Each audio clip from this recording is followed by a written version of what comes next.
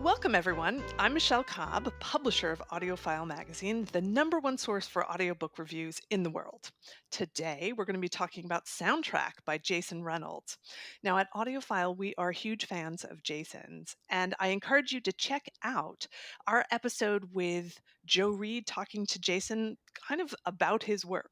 This new original audio soundtrack is a story about a group of teens who start busking in the subway in the early 2000s, and the recording includes new music composed by Grammy award winning musician Justin Ellington. All right, that's enough of me. We want to hear from all of our guests. So we're pleased to have from the Penguin Random House team a few of the people that put this cool audio together: audio executive producer Brian Ramcharan, and senior vice president of content production Dan Zitt. Hi, and welcome to you both. Hello. Hi. All right, I'll take their bios first. So, Brian has been an audio professional for 10 years with roots in the music industry, and his audio productions have been recognized with Audio Awards, Earphones Awards, Apple Must Listens, and Audible Editors Select Picks. He received a Grammy nomination for his work as recording engineer on the Beastie Boys book by Michael Diamond and Adam Horowitz, and this year won an Odyssey Honor Award for Black Girl You Are Atlas by Renee Watson. Dan has spent his entire 27-year career in the audiobook industry at Penguin Random House and has been the creative catalyst for over 2,000 audio productions. More than 20 of his recordings have been nominated for Grammy Awards, with former President Bill Clinton's autobiography, My Life, Carrie Fisher's The Princess Diarist, and Michelle Obama's memoir, Becoming, all winning the award for Best Spoken Word Album. And our final guest is Niall Bullock, whose credits include Scottsboro Boys and Come and Gone. Our listeners may know Niall best for his work in the cast of Audie's 2023 finalist, Stunt Boy in the Meantime, another Jason Reynolds title, and for his numerous Earphones Awards. He has won for everything from Stories from the Tenants Downstairs, Ain't Burned All the Bright, and 5 Carat Soul. And you may have seen him in a Netflix television series such as 7 Seconds or Unbreakable Kimmy Schmidt. Welcome, Niall. Thank you. I'm happy to be here. All right. Well, this is really exciting for me, as I was saying in the sort of pre show, that I truly enjoyed this listen and I really want to know more about how it was put together. So, because this is an audio original, Dan, I'm going to start with you. Soundtrack is actually a piece that Jason wrote years ago. So, how did it come to be produced as an audio piece? And what is it about Soundtrack that kind of makes it the perfect audio original? So Jason wrote this book about 10 years ago and it was never published. And, at PRH, we're always looking for opportunities to do things with original audio. We don't do a lot of it and we're very selective about what it is that we choose. But Elena, who's Jason's agent, reached out to me and said, Jason has something for you. He'd like to run by you. And that's built around the fact that Jason and I had a relationship from many years ago on doing a lot of speaking engagements and frankly spending a lot of time over whiskey talking about music. He thought it best to reach out to me. So when Elena called me and told me about the project, I said, send me the script. I want to look at it. And the minute I read it, I called Brian and I said, we got to work on this. We got to get this book. And we have to make this into an audio. And the reason is because it's, in my opinion, it's like the perfect book for audio because it has all these opportunities to give you everything that you want as an audio producer. You want to create the soundscape of New York City. It's in there. You want to bring in a Grammy award winning composer to create music for this band. You can do that. So it gave me as a producer and a creative person a lot of, just I the juices started flowing immediately when I heard about it. And then once I read it and knew the depth of all of these characters and what I thought we could bring to it, we sat down with Jason and Brian and I had a meeting and talked about what our creative vision was for it. And Jason nodded his head and we knew we were going to get this. At least I thought we were. And it just kind of went from there.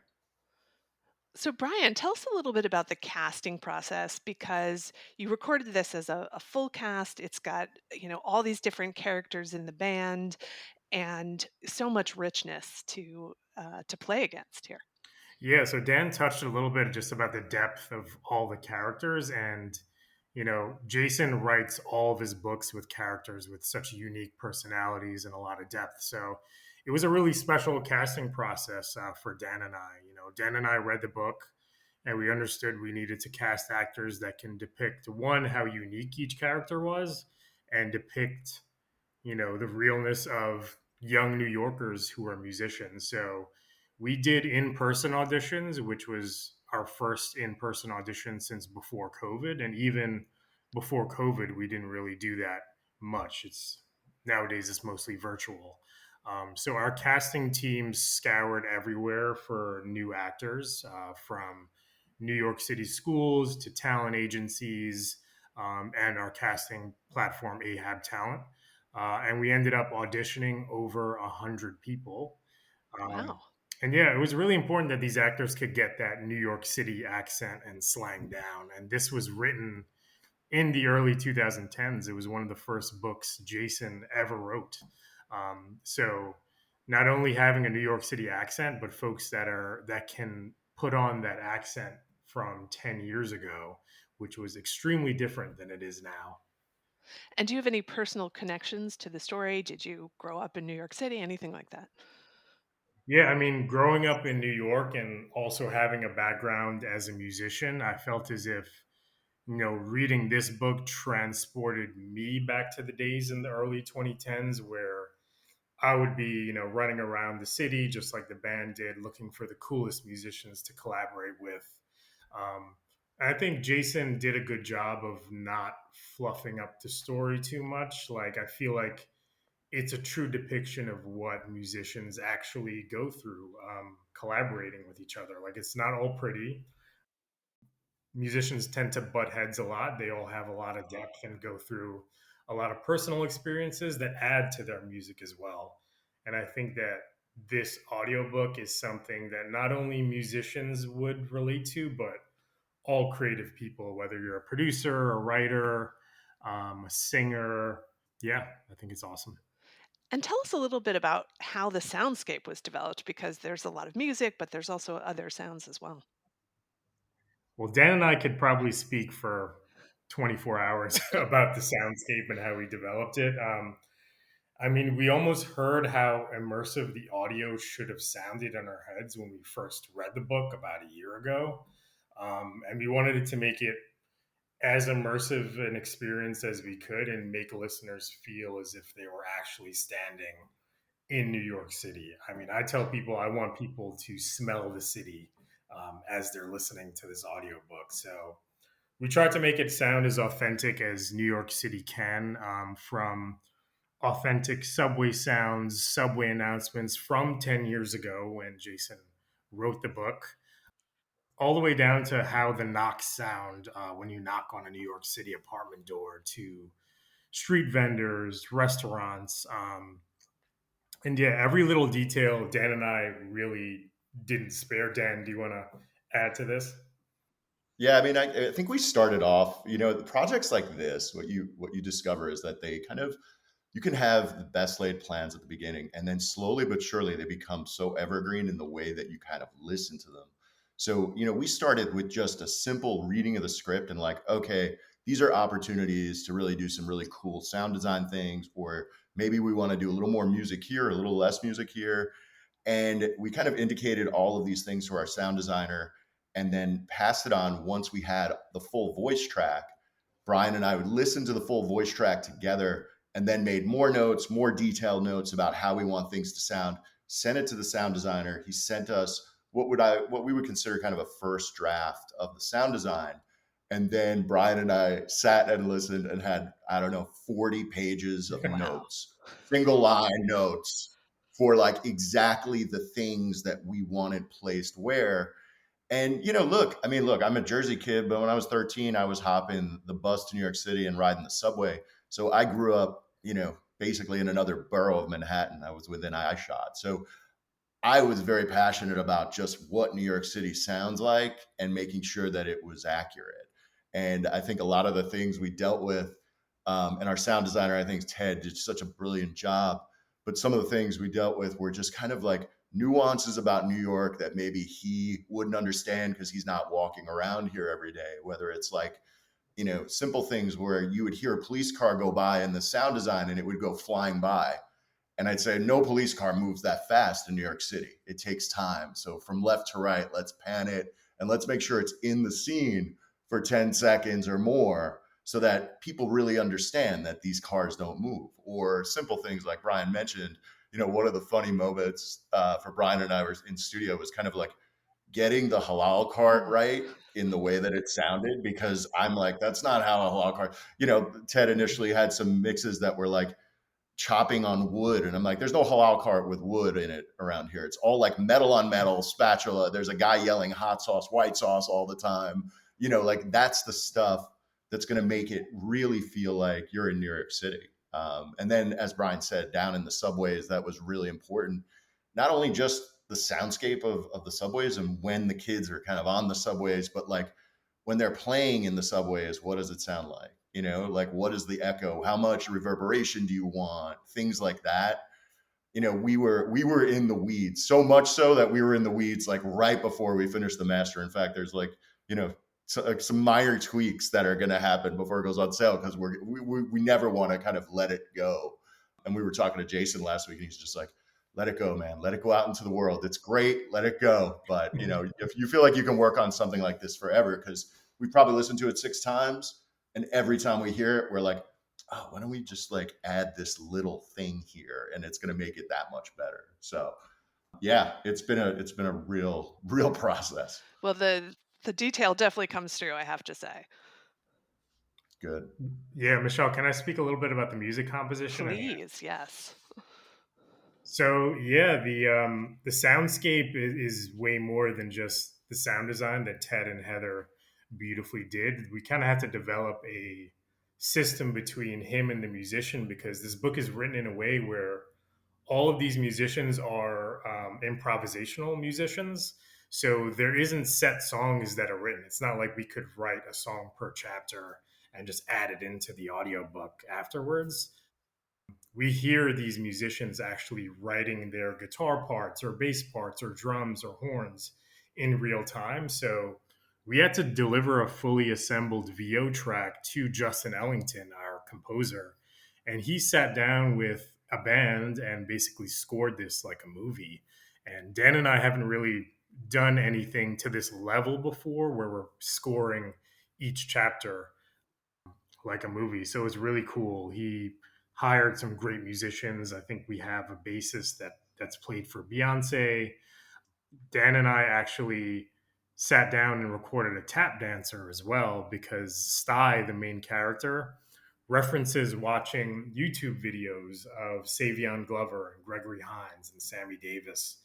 So we hired Aaron Grooves, who's a well-known musician and tap dancer in LA, to record actual tap dancing for the audiobook, which I don't think has ever been done in audiobooks before. So it was a very, very cool experience as a producer. And I think, just to add to that, the nuance of just like not only just all the little things that Justin helped us add throughout, which are just like, you know, if they're sitting around just like thumbing at their instruments, he created that. And not only that, like there's the band who we kind of get to know throughout the book. And then there's this band of Sty's parents who were a punk band, and they watch these YouTube videos of them. And you're like, well, I guess we got to create all of that too. And he produced all of that music as well. So it's kind of like, it was just, there's so many layers to this that are just so different from everything else we've done. I have to say, for me, I wanted to hear it again after listening to it the first time, and hearing you talk about it. Definitely, I know I'm going to be sitting down with this in a quiet room, doing a whole complete new listen. So, We'll crank it up because the music's good too. oh yeah, the music is really good. Yeah. All right, Niall, I'm going to turn to you because I want to know a little bit about your narration journey. You have a background in dance. How did you even get into audiobooks and become involved with Jason's work in particular? Oh man, it is kind of still crazy to me to this day at how much the audiobook world has taken me in and has become like such a pivotal role like in my lifestyle of just getting into the work of audiobooks. But it was kind of just a shot in the dark, I feel like, when it came to audiobooks. I had been, I'm very fortunate to have been working as an actor as a child, but I didn't do my first audiobook until I want to say around 2015, 2016. I worked on this really, really cool book called The Stars Beneath Our Feet by David Barkley Moore. And that was like my first introduction to audiobooks. And it was kind of like a dive right in, like it was narrating like a full book and doing every character. And it was just a whole new world for me, because as an actor, you become, versatile to taking on, any different type of form of art, whether it's film or it's theater. But I don't think like if you told me like years ago, like as a kid, like, yeah, you're gonna be doing audiobooks, yeah, I would have been like what? Like I don't think I would have been able to process it. But yeah, I got the call for The Stars Beneath Our Feet through my management, and then I'm just super blessed to kind of say that it just became a moving train after that. I have worked with Jason on, I want to say over like several different books now. I've to name a couple, Stunt Boy, A Bird in the Air Means We Can Still Breathe. I've done a couple of titles with Jason, and his work is so unique and so grounded, and it's been an honor to also be able to see his work in between young adult and children books as well. He's really, really versatile with his work. And yeah, and then I got the call to work on this awesome book called Soundtrack. And I say it to Brian and Dan every time that I see them. This has to be one of the most inspiring and probably one of the dopest books I've worked on like so far in my career, just because how much culture is in the book. And yeah, it's been a crazy experience being able to work on different projects, but something about this one, and also the fact that it's a multicast, we were able to record this in person in studio with everybody in front of a microphone, especially coming out of the pandemic, not having that experience, or kind of just again getting the idea of being in a studio space with multiple people together. Like it was really, really dope to be able to come back to that and be able to play with that. So yeah, that's kind of the introduction. Dance, and to touch on dance a little bit more, dance was my first love for everything, like literally everything in my life. I was a dancer before I was an actor. I studied in dance for about, uh, I want to say 16 years, 17 years, pretty much. I went into it professionally. I studied in ballet, jazz, hip hop, whatever I could get my hands on. And I started out really young. And around that time, I want to say like around 7 years old, 8 years old, my parents were kind of like, hey, you should try acting. And they kind of just gave me like a little kick, like, hey, go for this. You have a love for so many different disciplines in the arts. You should just go for it. And this book is so dear to me too because I find so much relatability in the character. My parents are both musicians. My mom is a singer and songwriter, and she's just multifaceted in so many different genres, in pop and R&B. And my dad is also a jazz bass player. So when I did get the opportunity to read for this, I was like, oh heck yeah! Like this is me. Sty is me. Having a family that lived in the city for a long time before I was born as well, and also just kind of exposing me to that culture early on. I only technically lived in the city as a baby for 3 months, but music has always been in my house, and it's something that I continue to pursue today. And I'm in the city like more than I'm here. I'm a Jersey kid as well, just like Dan, but I'm in the city more than I'm in Jersey, these days. So yeah, that's a little bit of how I got in touch with audiobooks and where that inspiration came from. Excuse me. Now, we've heard a little bit about Sty, which is the character that you play. Yes. What are some of the other characters and people that you interact with? Oh man, so I feel like Sty's one of we got a lot of characters in the book, but Sty's right hand man, or kind of the person that takes him in. So Sty is in a situation where he is leaving his mom's apartment, and because his mom is messing with a guy that he doesn't really mess with. He does not like this guy. And when he does leave the apartment, he goes to live with his uncle. And there he meets this kid named Dunks, who's like this extraterrestrial type kid. Like he's very, very, very deep thinker, deep minded, a little bit kind of a space cadet when it comes to, just his outlook on life. And we also have Dunks is kind of the first person that kind of just embraces Sty and sees how dope of a musician he is, and Sty kind of takes Dunks in that same light. Them being super super talented, and they continue to build that relationship. That's when they go out and start taking in the rest of the group. We have Alexis, who they run into as well, who I actually wanted to talk about that too, because that process I thought was so cool to me. My boy Brandon Miles, who plays Alexis, he's like a really really big deep voice guy, and I remember when we were in the studio space, it was such a fun, like, playful experience building these characters, because when you hear him, I remember, like, when we were just kind of in the first day of building, and just going through the process, he would literally put like paper balls in his mouth to like get that hoarse like quality in his voice. So like, you have Brandon, who's like the big guy, and then you have Jade, who's kind of like, she's the female in the group, but she's kind of like the one that keeps everybody in check. She's like the head honcho of the group in a sense.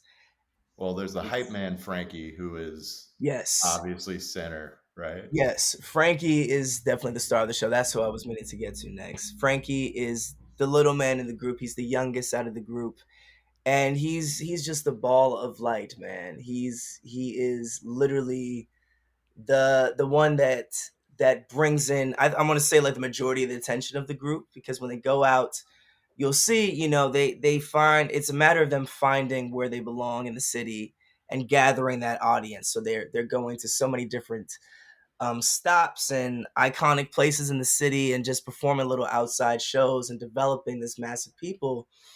And they find themselves just developing this crazy following off of doing these shows. And Frankie is just kind of he's the light of the group. Yeah, it really felt like a band. I feel like all of us, even those in the book that weren't, were, necessarily where they, not everybody in the group was necessarily a musician, but we all understood the idea. I feel like music is in everything, especially in, in audiobooks, just in acting in general, because everything has a rhythm and everything has a bounce to it. So I feel like we all kind of just understood the assignment, and it was really really cool to just mash that all together. It's really a super super great cast of people. Now, is this the first time you've actually recorded in studio with other actors in a full cast? Technically speaking, yes. I think that was the first time I had done an actual, like, full booth experience with other people. Every time it had just been either a solo book, or if it was a multicast, it was just working with people remotely. So it was just full pedal to the metal. I feel like, again, with the energy of everyone in the room. Everybody was so talented and just really really happy to be there. And it also felt good. And another thing that I wanted to touch on too, just to say, uh, Jason takes the idea of culture, and especially the Black community, in mind in his work, super super heavy. So being able to also work with the cast that was predominantly Black, and just, everyone understood the culture of New York City and what it means to kind of be in that time period of just bouncing around the subway, or going to certain spots and hearing jazz at a certain spot, or then going and finding pop or R&B in another location. It was We all just kind of understood that rhythm. So it literally felt like we were making music together in a sense. So yeah. And Michelle, the one thing that we saw, I think Brian would agree, is like you bring these actors into the room, and like we spent so much time making sure they all sounded very distinct, the Yeah. way that the way that Jason did in the actual text. And then they come in, and you're like, well, all right, we want to make sure, like, when they're together, that that they're, the book is actually built for this type of recording where you bring 5 people in that don't really know each other that well when they come in, because the band doesn't know each other that well. So what Yes. you see during that process is that, like, as the actors start getting closer and closer, the band is getting closer and closer. And by the end of it, you just have this thing where it feels like it's a family, like they've known each other forever. And I think what we saw in the studio, for me, it was like, this is the best audiobook experience I've ever had, just watching actors come together with this goal to create this really nice piece of art. And I think it's, you hear it in the recording. Yeah, I agree with Dan. I mean, I feel like as a producer, when you bring 5 actors together in the booth at the same time, you don't really know how they're going to mesh. But I think this story and this cast was just perfect for it, because we saw throughout the day, like, as the story progressed, as everyone met each other, the cast basically reenacted that in the booth, and it happened in real life. Because I feel like Niall, Jade, Makai, Amir, and Brandon, you guys are all super close now, and you guys are actually like a band. 100%. Like, we all bonded so much over the recording process, and we all just got to pick each other's brains as well. Kind of find like where we all stand, and again, the relatability just overall with the book. It was definitely a lifetime. I feel like it was an experience of a lifetime being able to work with just that type of rhythm, and also being, uh working with Jason's work. I feel like there's so much rhythm like in his work, and it was an amazing process. It's something that I hold dearly, and I was honored to be able to be a part of this. 100. Sounds like it'll be harder for you to go back and record a single voiced audio I know, now. right? Well, I certainly encourage all of our listeners who have learned about the collaborative process of making this audio original to collaboratively listen, if I can make up a word, right? So to listen in a group and experience it together, because it really is very much an interactive group experience. So it's something you should try in a different way, I think. Well, there was, if you think about it, we were like, there was another band, and the band was like me and Brian and the sound designer and Justin and the actors all being individual members of that band that had to come together. And when you start, it looks so like, wow, this is going to be massive in terms of just the lift. But slowly but surely, like, you just do one step at a time. You record all those actors, you assemble that dialogue. Then all of a sudden it's okay, now we're going to work on sound design. And like, slowly but surely, it kind of, you're just shining this beautiful thing. And I think, even that process is like being in a band, getting things right in studio. Well, I appreciate you all bringing the band back together here to share your insights about making this truly exciting audio original. So thank you. And a big thank you to Penguin Random House for making this episode possible. Please discover reviews and audio samples from countless audiobooks, including soundtrack by Jason Reynolds, narrated by Niall Bullock, and a full cast, at Audiophile's website, www.audiophilemagazine.com. Behind the Mic is brought to you by Harper Muse, publisher of The English Masterpiece, a fast-paced story to the end, full of glamour and secrets, tension and lies, as one young woman races against the clock to uncover the truth about a Picasso masterpiece. Available everywhere you listen, June 10th. Behind the Mic is produced by Jessica Lockhart, Robin Whitten, Michelle Cobb, Stephen Cummings, Leslie Fine, Alan Minskoff, Alex Ritchie, Laura Rossi, and Kendra Winchester are our contributors. Jennifer Dow and Coco McCracken are our editors. And the music is William Ross Chernoff's Nomads 4-Way. I'm Jo Reed. Good listening.